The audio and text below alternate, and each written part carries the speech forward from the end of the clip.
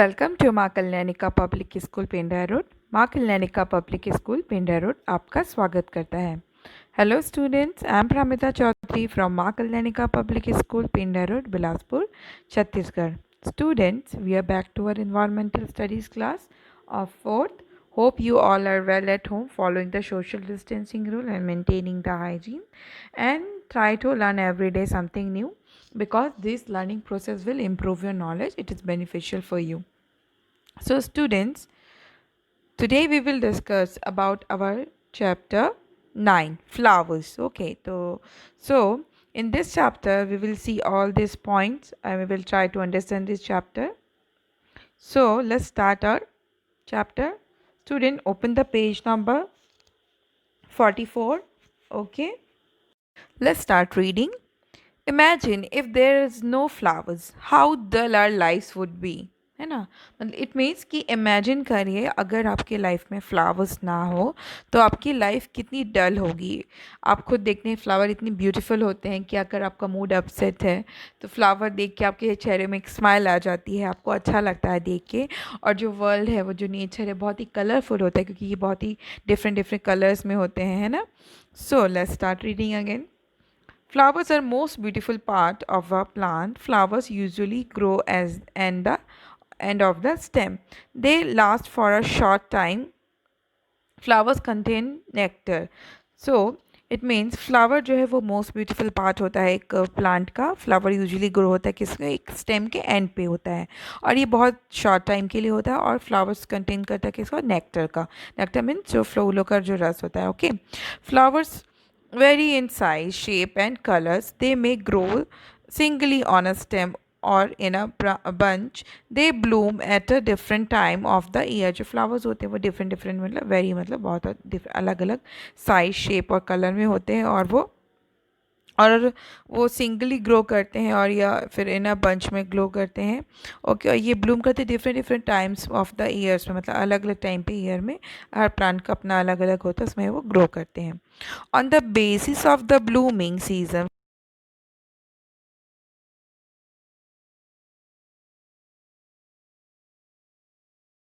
उसके उसके अकॉर्डिंगली उनको डिवाइड करता है 3 कैटेगरीज में। First is flower like Palash that Bloom in spring, है ना। ऐसे फ्लावर जो पलाश है ये क्या है, स्प्रिंग में आपका ये ब्लूम करते हैं। Okay, second is flower like gulmohar and jasmine at the bloom in the late summer. और जो गुलमोहर है और जासमिन है वो का लेट समर में ग्रो करता है। ओके, ब्लूम करता है, खिलता है। Flower like rose and gladioli that bloom in winter. Okay, I'll show you here. Okay, like this is the palash, है ना। ये पलाश का फूल होता है जो कि आपका स्प्रिंग में खिलता। आपने देखा कि स्प्रिंग आपका जैन है ना, जैन में फैब और मार्च इस टाइम देखेंगे ये खिलेगा आपका, है ना। ये गुलमोहर है जो कि लेट समर में आपको यहाँ पे खिलता है आपका, जब मतलब आपका समर एंड होने को होता है तब होता है ये गुलमोहर, jasmine.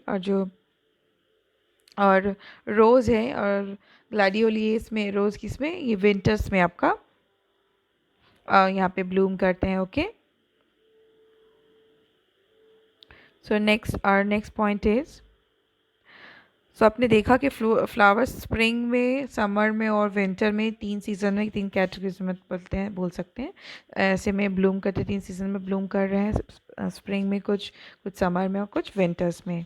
Okay, birds Bloom into flower. Okay, मतलब जो बर्ड्स होते हैं, जो कलियाँ होती हैं, वो किस में ब्लूम खिल जाते हैं, फ्लावर्स में। Okay, let's see start, let's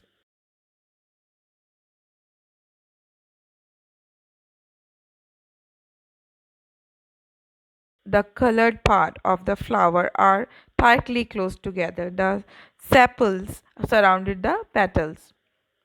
Gradually, the bud grows in size and the petals open into a beautiful flower. It means जो फर्स्ट क्या होता है, जब फ्लावर जो होता है वो पहले बर्ड में होता है ना, बर्ड एज अ प्लांट में एज अ बर्ड दिखता है और उसके जो कलरफुल प्लांट पेटल्स होते हैं ना, कलरफुल जो पेटल्स होते हैं वो फ्लावर ही लोग ब्लूम करते हैं एज अ फ्लावर, और जो टाइटली क्लोज रहते हैं। और जो सेपल्स होते हैं उनमें सराउंडेड पेटल्स होते हैं, जो कि बाद में जब यही धीरे धीरे जब ये ग्रो करता है वो पेटल्स इनटू अ फ्लावर में कन्वर्ट हो जाता है। Flowers develop into a fruits, the fruits contain seeds, है ना। I show you for example, हम इस फूड पिक्चर से हम समझेंगे।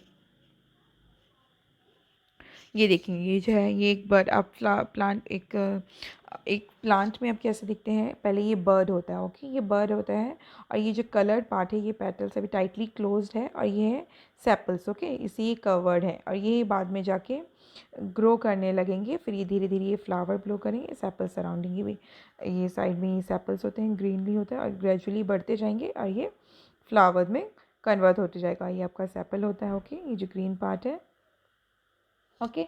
और flower develop into a fruit, जो फ्लावर ही है जो क्या होता है, डेवलप होता है एज अ फ्रूट, और ये इसके कंटेंट्स क्या है, सीड इसमें होता है, द सीड, है ना। So next is next paragraph, then the page number 45, the seeds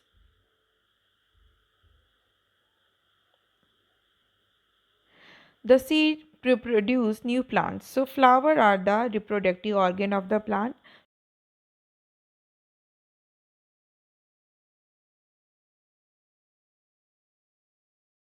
And when the pollen and egg meet, a fruit is formed. Birds, butterfly, bees, and wind help the pollen to reach the eggs होता है, eggs, okay। जो it means जो flower है वो plant का एक reproductive part होता है, क्योंकि इसी से ही एक फ्रूट बनता है, ओके, और उसमें सीड होता है, और जिससे कि एक नया प्लांट ग्रो होता है, ओके। ये प्रोडक्टिव ऑर्गन्स के रूप में है। फ्लावर्स में क्या होते हैं, इसमें एक येलो कलर का, लेट मी शो यू।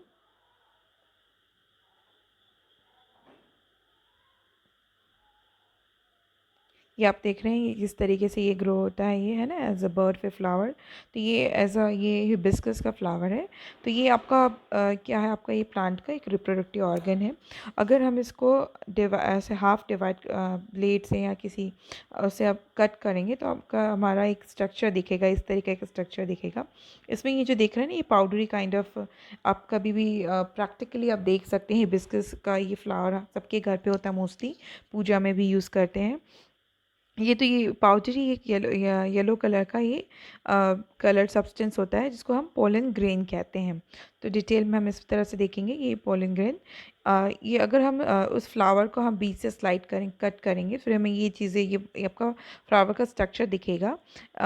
जैसे ये स्टेमेंस होता है, ये पहले ये देखा आपने, ये स्टेपल्स है, ग्रीन स्टेपल्स है, ये पेडिकल है ना, और ये रिसेप्टिकल है, और ये आपका ये है, ये स्टिग्मा यहाँ से आता है। और यहाँ पे अब ये देखेंगे, अगर कट करते हैं तो ये एक स्ट्रक्चर जैसे आप इसमें दिख रहे हैं,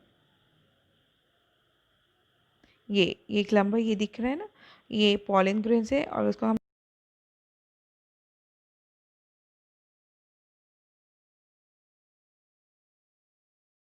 हैं।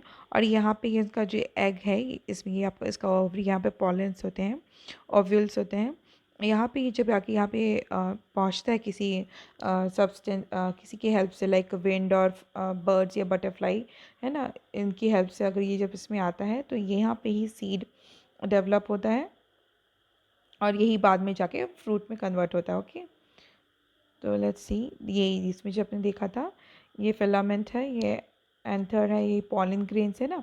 It contents of humerus very small pollen which are male reproductive cells. ये क्या हो जाता है, ये मेल रिप्रोडक्टिव सेल हो जाता है, और ये होता है आपका स्टिग्मा और स्टाइल, एंड ये ओवरी और ये ओव्यूल, मतलब इसमें ओव्यूल, और यही जब पॉलन ग्रेन्स इसमें आके ओव्यूल से मिलते हैं तो ये क्या करते हैं, सीड्स बनाती हैं ना। ये जो ये पॉलेंस है, ये पॉलन ग्रेन्स यहाँ पे आके जब इसमें द यहाँ पे आके मीट करते हैं तो इससे फिर हमारा फर्टिलाइजेशन होता है, इसी से सीड बनता है, okay. The process of pollen joining with the ovule present in the ovary is called fertilisation. यही फिर इसे फर्टिलाइजेशन होता है, क्योंकि आपको पता है कि सारे जो एनिमल्स है और ह्यूमन और प्लांट्स अब रिप्रोड्यूस करते हैं अपने तरह की यंग वंस, वो भी बनाते हैं ना। तो इस तरीके से प्लांट्स में होता है फर्टिलाइजेशन।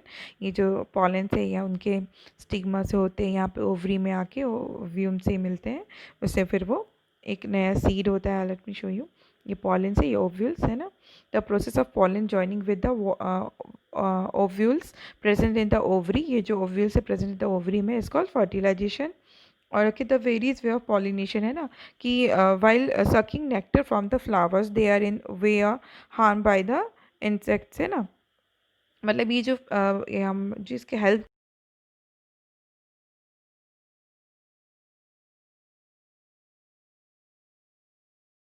वो चिपक जाते हैं, ये लोग पॉलिन ग्रेन। और ये मूव करते हुए जैसे यहाँ पे स्टिक हो जाता है, ये यहाँ पे आ गया है ना, इस तरीके से ये हेल्प करते हैं। और कई बार ये एक फ्लावर से दूसरे फ्लावर्स में जाता है, तो ये भी पॉलिनेशन में हेल्प करता है। ओके, कभी सेल्फ में भी होता है और दूसरे वाले में, जैसे ये सेल्फ पॉलिनेशन है, देखेंगे।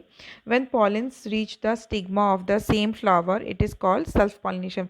जब मतलब ये पॉलिन ग्रेन्स जो स्टिग्मा, मतलब यहाँ पे जो ओवरी यहाँ पे आके पॉलिन से ओव्यूल से मिलता है, तो ये सेल्फ पॉलिनेशन कहलाएगा और यहीं पे सीड डेवलप होगा। और जब ये यही पॉलिन दूसरे फ्लावर में जाके, सेम उसी काइंड ऑफ फ्लावर के दूसरे फ्लावर के स्टिग्मा में जाके मिक्स होता है, मीट करता है, तो ये क्रॉस पॉलिनेशन कहलाता है। Okay, when the pollens reach the stigma of a different flower of the same kind of is called cross pollination. Okay, और ये पॉलिनेशन जब पॉलन या स्टिग्मा माँ के ओव्यूल से मिलता है, तब ये क्या है, सीड बनाते हैं। और यही पार्ट बाद में जाके फ्रूट बनता है, इसलिए जो सीड होता है फ्रूट के बीच में होता है, ये देखेंगे।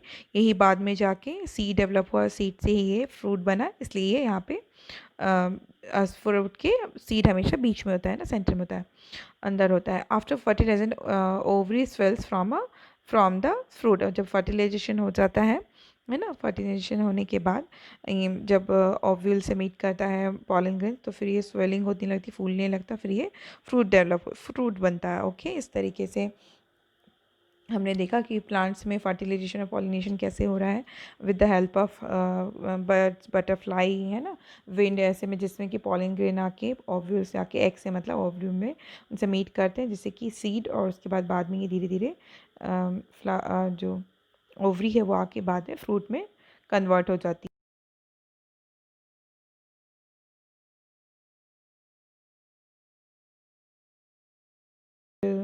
So students, read book after watching this video. Hope you understand these today's points, and stay tuned, stay home, stay safe, and wait for my next video. Thank you for watching this video.